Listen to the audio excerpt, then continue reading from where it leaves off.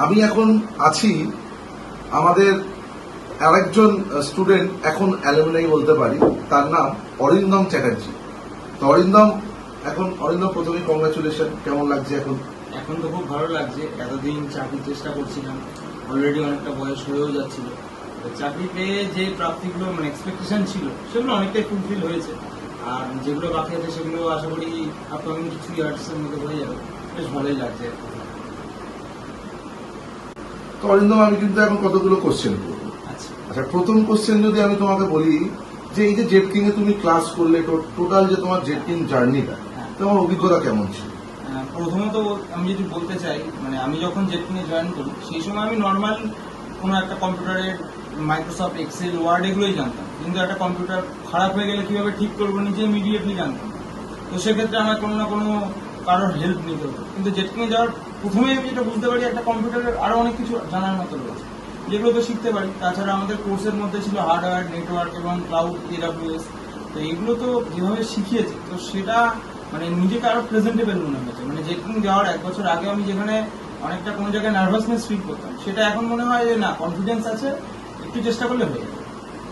অরিন্দম, এই যে তুমি চাকরিটা পেলে, তোমার পরিবার বা তোমার যে বন্ধু বান্ধব কেমন ফিল করছে?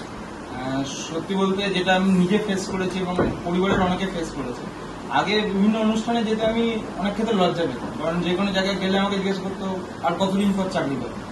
সেক্ষেত্রে একটা চাকরি পেয়েছি, এটা তো আমাকে যেমন একটা মাইন্ড স্যাটিসফ্যাকশন দিচ্ছে, আমার ফ্যামিলিও সেম প্রবলেমটা থেকে অনেকটা দূরে সরে এসছে। তাছাড়া আমার বন্ধু বান্ধবদের মধ্যে মানে অনেকেই ছিল যারা চাকরি পেয়ে গেছে। এবার আমি আর কয়েকজন আছে যারা এখনো চাকরি পায়, মানে তখনও চাকরি পাইনি, কিন্তু বর্তমানে আমি চাকরি পাওয়াতে নিজের একটা মনে হয়েছে কোনো জায়গায় যে হ্যাঁ, একটা প্ল্যাটফর্ম পেয়েছি, TCS এর মতো কোম্পানি, এটা স্টার্টিং এ আমাকে যথেষ্ট পরিমাণে বুস্ট করছে।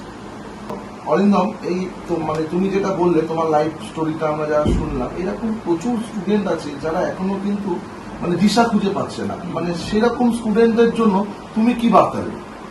আমি যেটা বলতে চাই সেটা হচ্ছে মেনলি যে বর্তমানে চাকরির স্কারসিটি চলছে মার্কেটে, সবাই দেখছে, কিন্তু চাকরি পেতে গেলে কিছু স্কিল দরকার হয়। সেই স্কিলগুলো আমরা যদি দেখি, যে কোনো ইন্টারভিউ যদি নর্মালি ফেস করতে যাই বা নকরি বা লিঙ্কডিনে যদি সার্চ করি, তাহলে আমরা দেখছি যে স্কিলগুলো রিকোয়ার্ড রয়েছে সেগুলো সব মানুষের নেই। মেনলি আমাদের এডুকেশনাল পলিসিরই হয়তো এটা কোনো সমস্যা হতে পারে।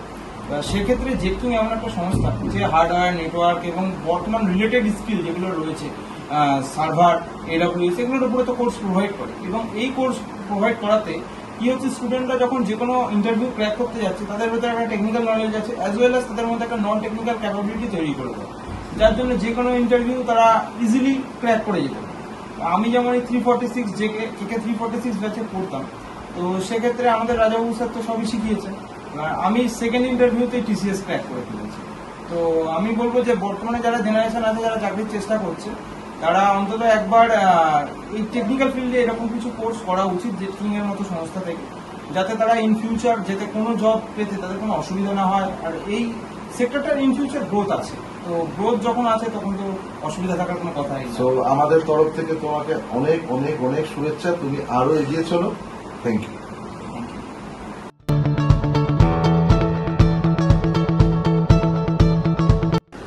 আমি এখন পেয়ে গেছি অরিন্দর বাবা মাকেও পেয়ে গেছি।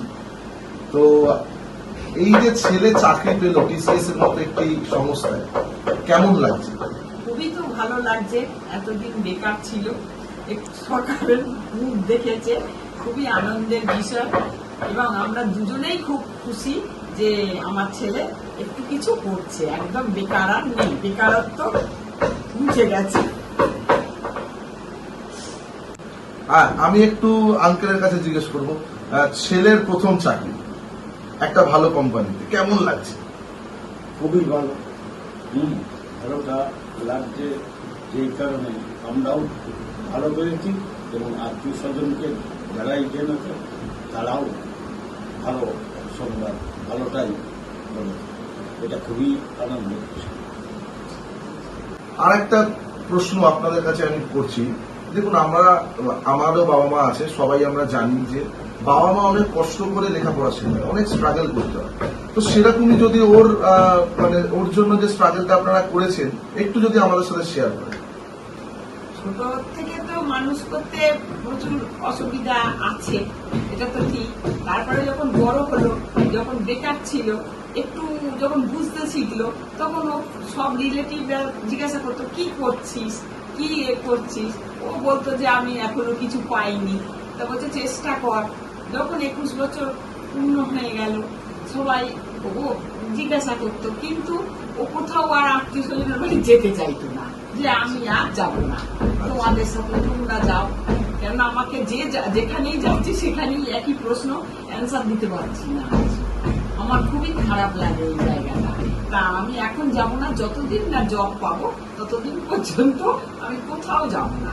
এবার জব পেয়ে আমি সব কোনো জায়গায় ঘুরবো, এটাই বলেছে। লাস্ট কোশ্চেন আপনাদের কাছে, সেটা হচ্ছে আজকে তো যেমন আপনার ছেলে চাকরিটা পেয়েছে, আপনারা খুব খুশি, সেই জায়গায় বহু ছেলে মেয়ে আজকে বাড়িতে বসে বসে একটা ডিপ্রেশনেও চলে যাচ্ছে বলা যেতে পারে, কিছু না পেয়ে। তো সেই সকল বাবা মাকে আপনারা বাবা মা হিসাবে কি বার্তা দিতে চান? আমরা সকলকেই মোটামুটি বলেছি যে এরকম জেটকিনের মতো একটা সংস্থা যদি তোমরা মনে করো ভর্তি হতে পারো, আমরা সহায়তা করব। তা সবাই আমরা একে ওকে জানিয়েছি যে আমার ছেলে কিন্তু মানে পুরো কোর্স কমপ্লিট হয়নি, কিন্তু চাকরিটা পেয়ে গেছে। এটাই আমাদের সব থেকে আনন্দের বিষয়। চেষ্টা করো, সাকসেস হতে পারবে। তা চেষ্টা যেন চালিয়ে যাও। যদি বলো, আমাদের সংবাদ দাও যে ভর্তি হব, ইচ্ছুক আছো, তাহলে তুমি আমাদের সাহায্য পাবে এবং ভর্তিও ব্যবস্থা অনুমোদন করবে। Thank you. আমাদের জেটকিংয়ের তরফ থেকে আপনাদের পরিবারকে অনেক অনেক শুভেচ্ছা, ও যেন আরো অনেক এগিয়ে চলে। ধন্যবাদ। ধন্যবাদ।